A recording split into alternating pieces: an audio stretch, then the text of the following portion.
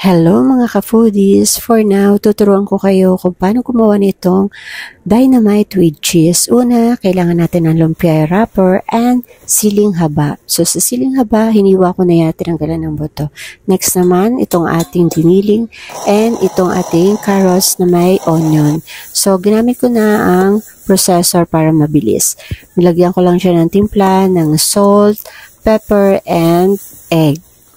So, isang egg lang ginamit ko dyan. Then, ang filling natin ay isang cheese. Nilagyan ko na yan ng mix ng ating giniling with carrots and onion.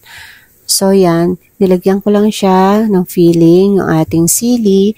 So, lahat yan ng sili na meron tayo ay lalagyan natin muna.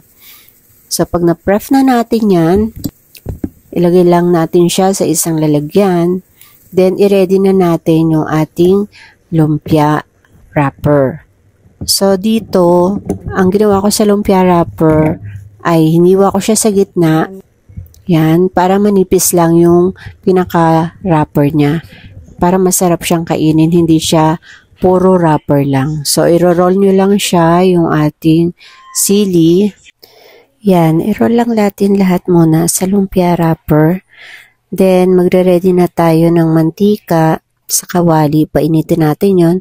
Then, ifo-fry lang natin itong ating dynamite with cheese. Then, ito na siya nung ma-fry na natin. So, kung nagustuhan nyo ating video, paki-like and share na rin. Happy cooking!